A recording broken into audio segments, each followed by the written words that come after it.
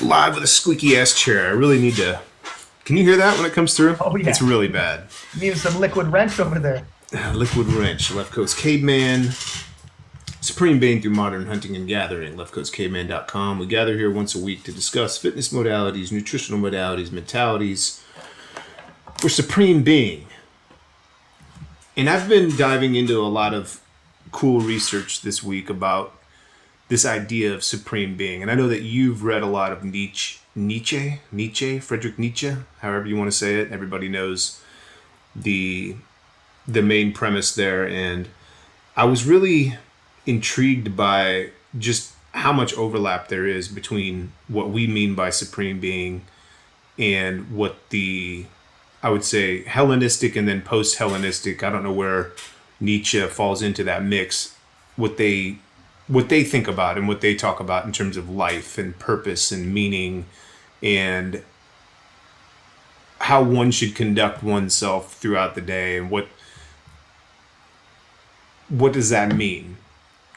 We often talk about it in terms of people ought to strive towards a higher level of being in life. And fitness modalities, we talk about like well-being, physical well-being.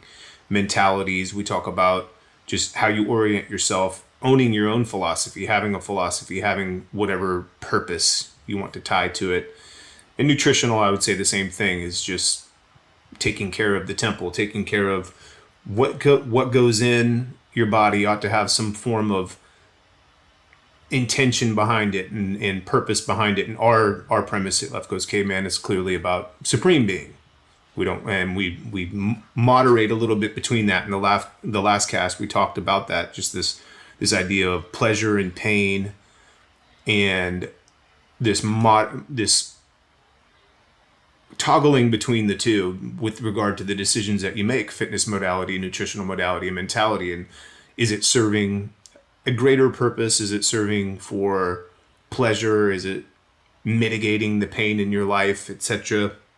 And so that's the context through which we enter today's conversation. And we talked a little bit about Supreme Being Alliance, and we've talked in previous casts about that mitigating structure between pleasure and pain, having like some sort of a toggling mechanism or a decision-making mechanism through which you determine the people in your life, the places in your life, the things in your life, the activities in your life. Are they contributing positively to whatever that greater purpose is, or are they taking from it?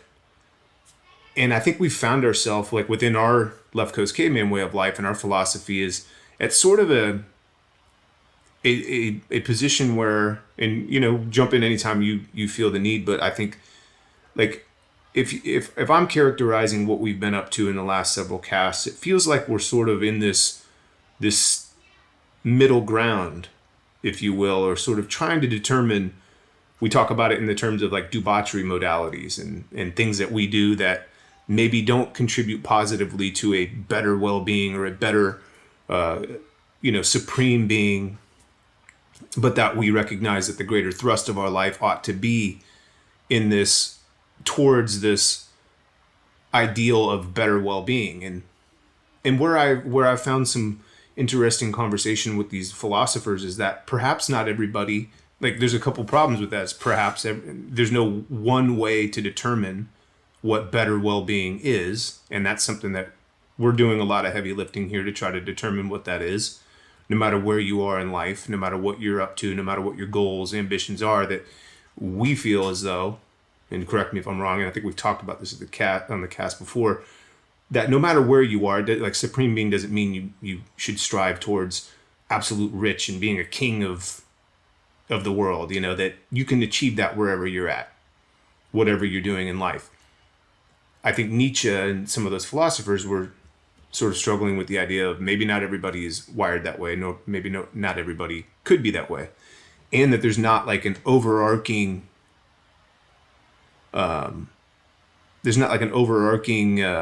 struggling for the word, but there's not like an overarching archetype or something that through which, or like moral fabric through which everybody everywhere in every context can make that assessment of whether or not something is positively contributing to well-being or negatively. And like Should that be the well-being of everybody? Well, that's kind of written in our DNA that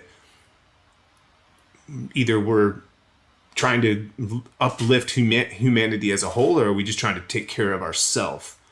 And I think that we've sort of landed in a place within the Cass and Left Coast Caveman way of life in thinking about context and contextual like toggling between the two, and like your people, always looking at who the people are around you, and you've got some kind of fun story to tell about that.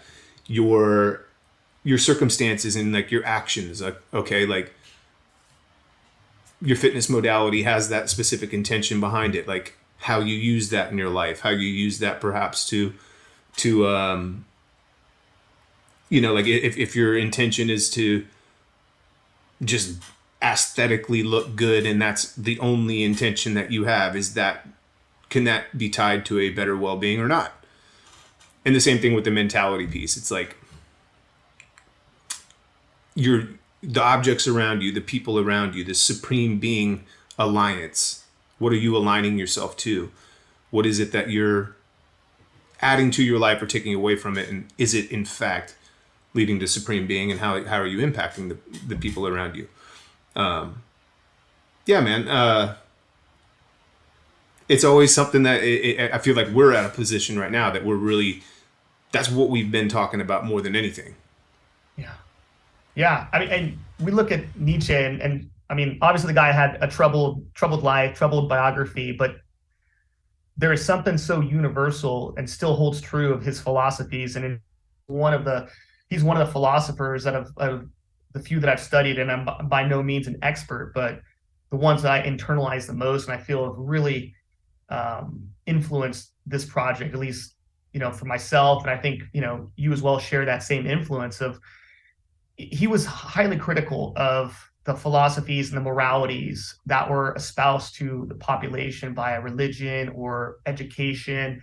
And his premise of the Ubermensch, which was the Superman and the ultimate state of quote unquote supreme being, which I think is, something that we think of often, is the key defining attribute of the Ubermensch, of that, the Ultraman, or whatever that translates to, Superman, was that she is the person that creates their own morality through their experience. And it's not based off of what's being prescribed, what culture is telling you that you must value, what you must not, and how to act. And although I don't think you can separate yourself from some of those things, because I think there's probably some universals, but the premise is that you make it like you decide for yourself. You decide your own morality. You decide your own mentality. And that's kind of, I think, the middle ground of what we're taking here is we don't prescribe these hard concretes. I mean, yeah, maybe here and there sometimes, like, hey, man, don't eat, corn syrup, high fructose corn syrup, those kind of things. But there's going to be times when you do, and that's okay too. But, I don't think oftentimes we're going to take such a staunch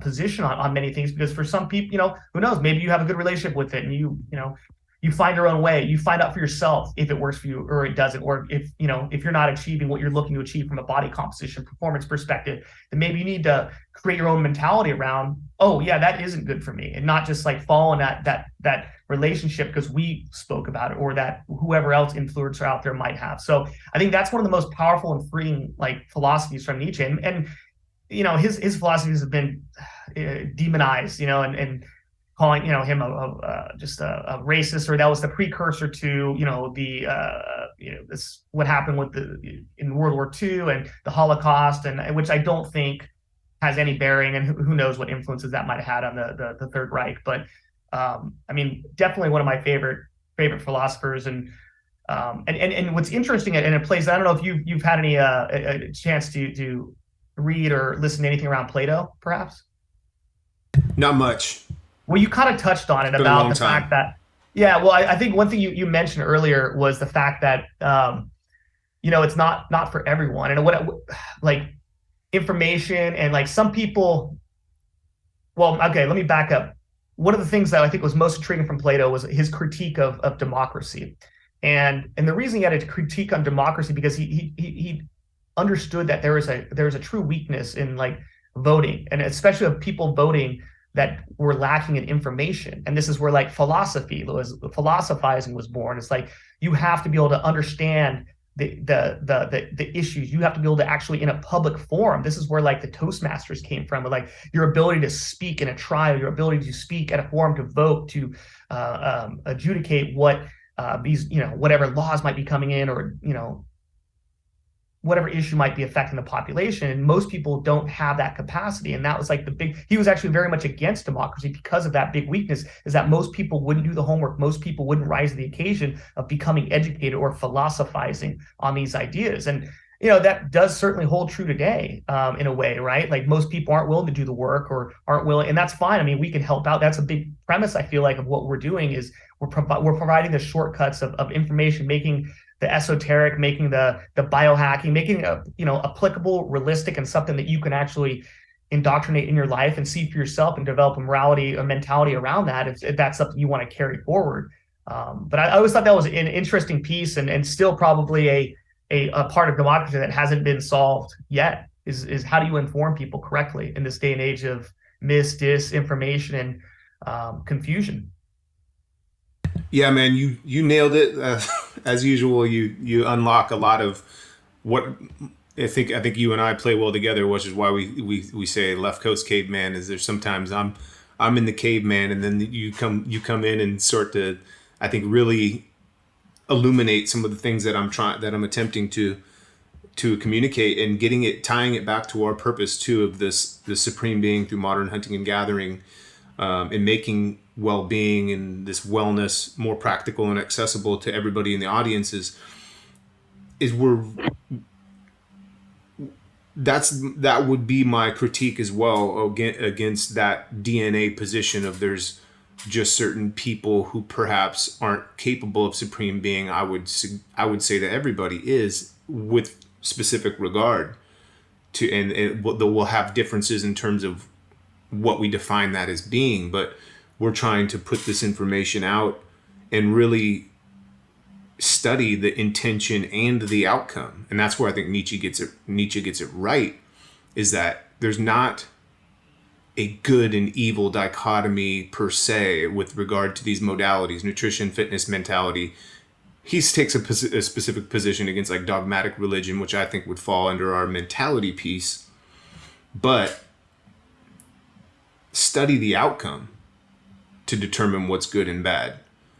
The intention, that can get a little bit gray. But the outcome and the intention together are what's most important. This influencer influenza that's out there will take a problem and put it and say, yeah, use this nutritional modality, sometimes referred to as diets, or the keto diet, or use this, or this is a problem, and that's, but study the real outcome of it. Is it applicable in everybody's outcome will be different. Is how is it leading you to a authentic, honest, and ultimately beneficial intention? And for everybody, that's different. And that's what we determine as cave approved here, I would say. And just kind of keeping it in line with all that. I didn't intend to dive into this LCC number, whatever it is, I think 61, or we'll get that on track as a philosophical deep dive. But it's important because as we talk about, the main topic of today is a supreme being alliance, and speaking specifically on the alliance between people. Who is the alliance in your life? Everybody ought to be on some sort of path. Everybody is on some sort of path in life. How do you study what is that alliance? Who are your allies? What does ally imply? Well, perhaps you're doing two different things in life, but they're feeding off one another. They're both leading to better well-being. That's how we came under this project of the cast in Left Coast Caveman Way of Life. Is like, hey, I was actually telling somebody this the other day. Like, it's crazy that you and I are planning time in May of next week, which is May, and since I think it was 2015 had been the last time we had like went out and got like partied together and like got hammered or anything like that. I would strongly suggest that implies an alliance in life. Like, we're working towards something. We're not the nature of our relationship is not debauchery. And the same thing goes with your activities. What's around you? Is it a primary source of entertainment? Is it a primary source of pleasure? Or that's where I was diving into kind of stoicism versus Epicureanism. Is pleasure the root of life, or do you get more enjoyment out of this stoic mindset? And somewhere in the middle is, I think, where we fit in, is that, yeah, you can't control everything. Stoic mindset. You can only control what you can control. So why not take control over those things? Mitigate this pleasure principle of always trying to just feed the insatiable desire for debauchery and for things that could easily slide you into being off target and living. And this is where I think I align with Nietzsche as well, like this herd mentality. Like, look around you. Are you doing what everybody else is doing? This, I think where Nietzsche and Lefko's caveman way of life really link up is this idea of the individual. Like, it's a bit of a, I think, irony, because we're saying, well, if you're like this, you're like us, and therefore you have an alliance to us, but you're an individual. Everybody's path will be different. We're offering the modalities, the fitness modalities, nutritional modalities, and mentalities for one to apply specifically to their intentions, and then study the outcome, and then give you the toggling mechanism through which you can decide, well, maybe at this point fasting is good for me. Why is that? We're giving you those information. At this point, combat training is more applicable to my life. Why? Because I can't defend myself if somebody gets rowdy at a campsite. You know? And they do sometimes. And they do. Yeah. I mean, it's funny, man. You think back, and I'm sure all of us at one time or another have had our parents, sit us down and question our friends. And, that adage of, are you hanging out with the wrong crowd? Like, your friends are important. Who you hang out is important. And that crowd it can influence you in a big way. And I remember, like, yeah, whatever, mom, I'm hanging out with my friends. They're my friends, they don't understand, but they knew something. And obviously I think we know that now, being fathers and such, but it was interesting that I found myself in a recent situation where I was kind of questioning that, as in, like, this crowd that I'm hanging around, that I'm investing my time in, like, is that a good cohort? Is that a mastermind alliance? Is it a group of people that challenge me in terms of, like, my ideas, or is it an environment of plenty when it comes to ideas and challenging of those ideas and the outcropping of new ideas? I mean, is it a forum of gaining, right? Like, of a challenge, mentally challenging yourself to maybe rethink your ideas and come up with new ones and synergize. And I found myself in a situation where it was painfully obvious to me that it wasn't. And I'm almost 40, and I'm like, what am I like? Fuck, man, this isn't a good place. Like, I'm not, I'm in the wrong place. You know what I mean? And it was interesting. I mean, and not to get into too many details, but this crowd is, certain people in the crowd had issues. Every year we go on this trip, and there always seems to be one issue or another. And I found myself knee deep in this issue where I had to, jump to action. And I won't go into too many details on the combatives of it, but jujitsu is good and it works. So it's important to be able to utilize that skill when you need to, or feel you need to. But it also stressed me out a lot, and there was a bit of sadness on my way home, just thinking, like, man, this might not be the right cohort for me going forward. I didn't come away. I came away exhausted. I came away, I mean, technically with some new ideas, though, maybe not new ideas, but resurface some ideas of the past that have always been gold, that maybe were varnished over time. And it really, talking about the importance of, like, that mind nutrition, of that environmental nutrition. And, it was a good resurgence of that idea, because, to your point, we hang out, like, there's always some cool ideas that come from that, right? It's like a forum of ideas and experiences, and sharing results and studying of the outcome, which I like what you just said earlier, studying the outcome. I think that's a really great phrase. And I think I implore many people who, be it in their professional life, be it in their, social life, to, study the outcome of those interactions. And are you gaining from it? And I don't mean that in a way that you have to, like, be extracting, but I think there should be some synergy of, like, ideas and energy and of will that comes from those interactions that are positive. And if not, then maybe it's time to reevaluate how you spend your time and who you spend it with. Yeah, and we've touched on that on the cast before when we talked about ecosystems. If you go to leftcoastcaveman.com under the Cave Conversations or Left Coast Caveman Cast, or YouTube channel Left Coast Caveman, and Caveman is always abbreviated CVMN unless you're on our website leftcoastcaveman.com. We talked about ecosystems and we talked about symbiotic relationships in nature, and we are beings in nature, and that's where getting into this philosophy of the post Socrates philosophers, Epicureanism, Stoicism, and Nietzsche, of course, even further down the line,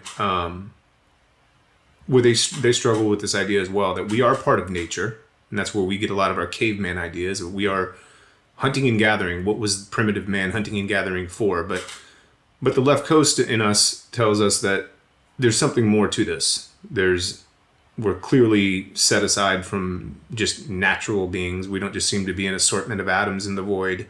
That there's purpose to this, and in this idea of studying the outcome, I love that. That could be the overarching topic of today: Supreme Being Alliance, studying the outcome with regard to the nutritional modalities, fitness modalities, mentalities that you implement, but also just the people, places, things. Where are you? What are you doing?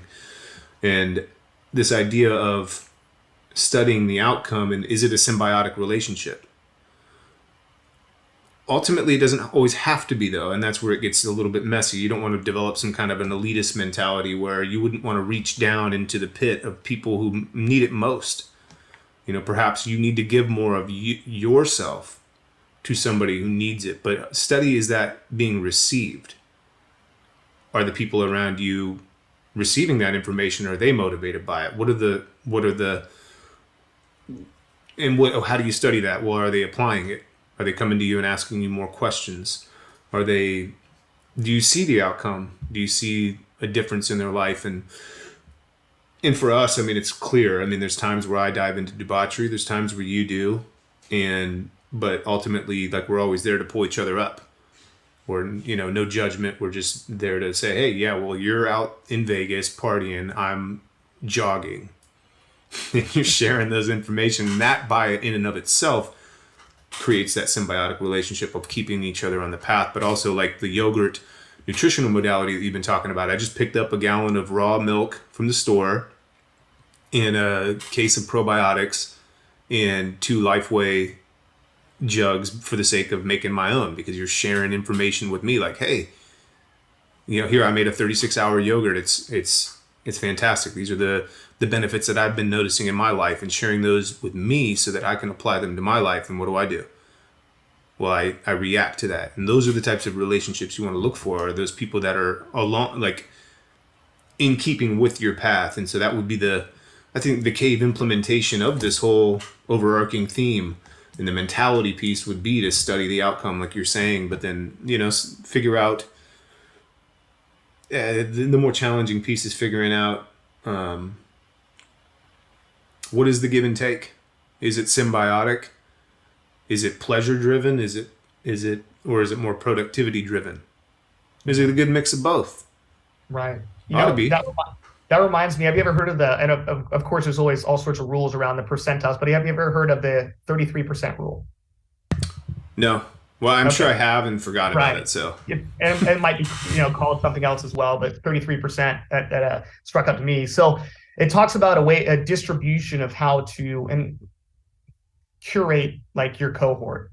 So, like, 33% of the people that you spend your time with should be people that are, like, colloquially put it, below your level, right? There's not a mean thing to say, but people that, like, you coach, people that, you help out, you mentor, right? So you not only get to engage with materials, share your ideas, share what you've learned, but also, like, provide some value to somebody else that's struggling or is maybe newer on the path, right? So it's a cool place to be. You're mentoring. The next 33% of people you spend your time with are people that are on your level, right? These are people, same age group, same, job eminence.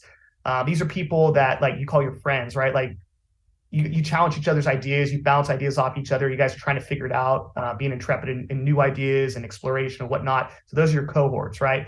And then the other 33% are the people that are above you. those are the people that maybe are further along on the path. These are people with higher job eminence. These are people that are essentially like, they are your coach, they are your mentor, and you get ideas from them and key learnings, and maybe they can save you some time in terms of not making similar mistakes or what they experience. You can outsource learning through that. It's way more efficient. And I always thought that was a cool way. I mean, I apply that to jujitsu. A third of the people I roll with are below me, so I could try out new moves and really focus on technique and help them out, mentor. The next is like people that are on my level, and it's pretty sporting, it's challenging, right? And then the other third, the top third, are going to be people that are whooping your ass, and that you're going to learn to survive, and you're going to really gain a lot from the challenge that they provide, because they've been doing it for longer, or they're stronger, because they've been lifting for longer, understand the modalities of fitness more so, or whatever it might be.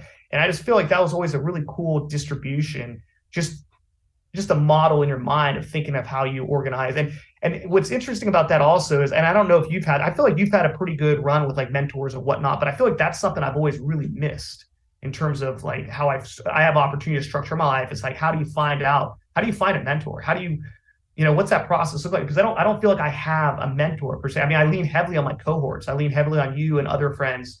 But in terms of like, as I said, it's something I need to address. But I think for anybody listening, it's something to think about how they're stratifying their relationships, and how they're giving, how they're learning, and then how they're challenging themselves. Yeah, I don't know if there's a real formula for finding a mentor outside of just networking and surrounding yourself with people that are successful, or that are demonstrating attributes you wish to attain in life. And if you see those in somebody, to reach out and ask. I mean, I'm just a friendly guy.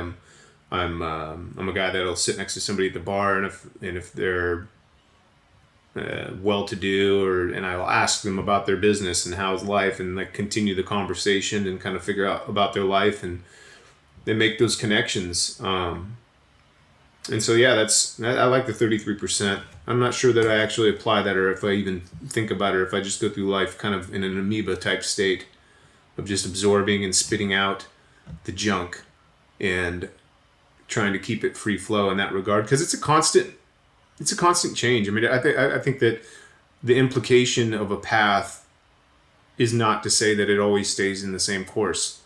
There's times where you have to change course, and in that time, I mean, take time to meditate and really study the outcome like you're talking about, and say, well, maybe as my course changes, it's time to spit some stuff out. And then, yeah, if you're trying to gain, then what are you doing actively to gain more alliances? Are you signing up for events? When you're at those events, are you a fly on the wall, or are you making connections and talking about things? But I think, I mean, early on in the cast, we talk about determining one's path, and that's the most important. I mean, how are you going to find alliances? Find people that are on the same path. For us, it's health, wellness, well-being. We carved out our own specific niche within that space, and that is, we are critical of the biohackers, the well-being coaches, the health and wellness influencers, in that they problematize everything, if that's a word, and they make it esoteric and weird. And I can't tell you, I mean, I'm a victim of having to see advertisements of a company that is promoting a device to stick up your rectum for like coffee enemas for the sake of reconfiguring the gut microbiome. And I see that and think, surely like there's a huge cohort of people like me who just don't want to do that. So let's try to find some benefit to that, or benefit to the microbiome, and make it more practical and accessible for people like me and you, and pursue that route, and study the outcome too. A lot of these people, you'll see them and you're just like, dude, I don't want to look like that guy. He looks like like, I don't want to call out names, but there's just a lot of these people that are promoting these products and services in the health and wellness that are just like, dude, that's not me. I mean, like, it's just not cool, for one. It's not attractive. It's not practical and accessible, not affordable. It doesn't look good. This person, like, I'm not going to call out names, but anyway. Yeah. Fair to say that they've got on those cool glasses. Yeah, they got the cool glasses on. They got product on the shelf at Sprouts and Whole Foods and all that kind of stuff. So Yeah. Making good money for sure, but just it's not necessary. Health and wellness and well-being is practical and accessible to everybody. It's just about making good decisions and about that mitigating factor between pleasure, pain, determining one's purpose in life early. And purpose is kind of like I don't like that word as much as like path. Like, know that, I mean, and it's an individual path, individuation, and, avoiding the herd mentality, getting on this individual path, finding the alliances around you, and keeping it on course as much as you can. And when you're off course, recognize it, know it, and know what you need to do to get right back on. And that's what we're trying to build at leftcoastcaveman.com, are these modalities that you can plug and play. For me, anytime I step off path, I know exactly where to get back on, because I just continue where I left off.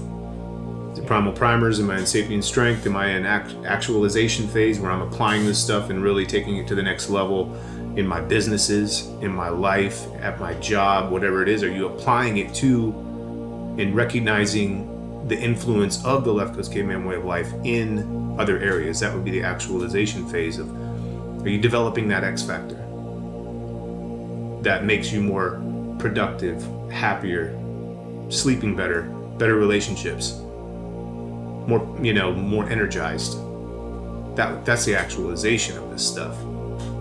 Applying it and giving back, creating into the world. Are you writing books? Are you writing articles?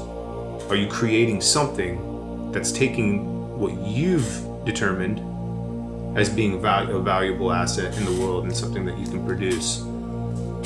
Even monkeys have tools, even monkeys create. Are you creating anything? Are you just consuming and being part of the herd and regurgitating the headlines that you think are true, rather than determining your truth and proving it through action? Yeah, it really. And next time, I'd like to maybe spend some more time. One, before we do that, I have to reacquaint myself with some of his writings. But Nietzsche does a good job of explaining like the partition of society, the slave morality, the last man. I think he divides into like three, and it's chillingly prescient to what's going on right now. And it's interesting that something that was written in, what was it, the 18th century or something like that, prior to World War II. Maybe it was World War I. I don't know, a little bit off my dates, but I mean, a lot of his writings are so applicable to like the stratification of society right now, and obviously what we're doing is really very much in line with his challenges to the status quo and the information that most people are fed and digest and become comforted by, and the fact that there's a lot of people out there that will see your successes or your gains or you being on the path and be troubled by it or jealous by it or react to it in a weird way that's not constructive, and label you in a certain way, whatever that might be, because they're coming from that slave morality. And once again, I can't speak to it as eloquently as I'd like to, but it's really, it feels more so than ever applicable. And I'm sure it's probably always been. It's just one of those things. Just it's a different, what do they say? History doesn't repeat, it rhymes. And I feel like we're definitely in a time and place of that. And more than ever, it's important to eject yourself from that matrix and start creating on your own. Your own moralities and your own protocols for health, well-being. To your point of creation, which I feel, and we'll have to get more into that, and especially on the site as we put together that supreme being piece, that community piece of like, how are you giving back? What are you in the act of creation of? And I think that is probably like that ultimate stack of self-actualization on top of that pyramid, right? That's the pyramid point, is you take this information that you've learned from your cohorts, from your coaching of other people, from your mentors, and now you're going to synergize all that into one thing and create something new out of it. And like, it's the ultimate act, right? If you think about like what separates us from animals, from the mammalian kingdom, is the fact that we can not only just create life through procreation, but we can create philosophies, we can create ideas, we can create, like, sky's the limit what you can create. And honestly, I feel the most fulfilled when I'm in the act of creation. I mean, I'm sure as a father, you note that it's one of the most fulfilling jobs out there. Is one of the hardest ones probably as well. But like teaching somebody, this new blank, this tabula rosa, this blank slate, and you're teaching him how to be a human, right? You're helping him with those training wheels, and he's watching she is watching every move of what you're doing, and like that feels good, have that kind of influence, that level of creation. But also, like, as you noted earlier, I'm making some yogurt. That's an act of creation. I'm like taking information from somebody else, and I'm creating something out of that. Now, like, oh, I really like doing this. This is cool. Fuck buying yogurt at the store that's only been fermented for like the bare minimum. I'm gonna supercharge my own. And not only is it cheaper, but now I can cut out all the bullshit preservatives. And now it's even because I'm taking the time to because I'm not worried about profit margins or overhead. I could ferment it for the optimal amount of time and get the maximum amount of microbes out of it.